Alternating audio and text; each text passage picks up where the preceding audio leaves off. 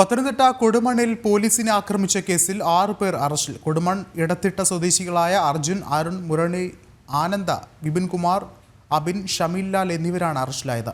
ഇരുവരുടെ സുഹൃത്തുക്കളും ഗുണ്ടാ ലിസ്റ്റിൽ ഉൾപ്പെട്ട ആളുമായ അതുൽകുമാർ കഴിഞ്ഞ വ്യാഴാഴ്ച ആത്മഹത്യ ചെയ്തിരുന്നു.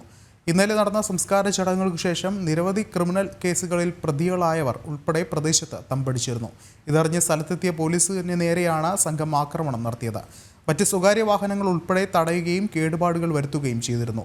ഔദ്യോഗിക കൃത്യനിർവഹണം തടസ്സപ്പെടുത്തൽ, പോലീസിന് നേരെ ആക്രമണം, വഴിതടയൽ എന്നീ കുറ്റങ്ങളാണ് പ്രതികൾക്ക് മേൽ ചുമത്തിയിട്ടുള്ളത്. പത്തനംതിട്ട പന്തളം കൂരമ്പാലയിൽ വാഹനാപകടത്തിൽ യുവാവ് മരിച്ചു. KSRTC സൂപ്പർ ഫാസ്റ്റും ബൈക്കും തമ്മിൽ കൂട്ടിയിടിച്ചാണ് അപകടമുണ്ടായത്. ബൈക്കിൽ സഞ്ചരിച്ച വെൺമണി പാലവിള കിഴക്കേതിൽ വിജയന്റെ മകൻ അർജുൻ വിജയനാണ് മരിച്ചത്. കൂടുതൽ വിവരങ്ങളുമായി മിഥുൻ മുരളി ചേരുന്നുണ്ട്. മിഥുൻ, എപ്പോഴാണ് അപകടമുണ്ടായത്?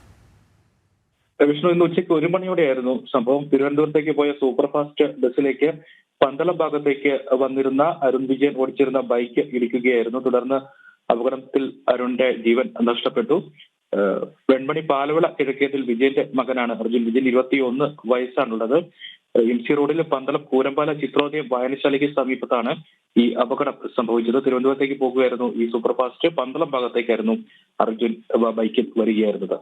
വിഷ്ണു.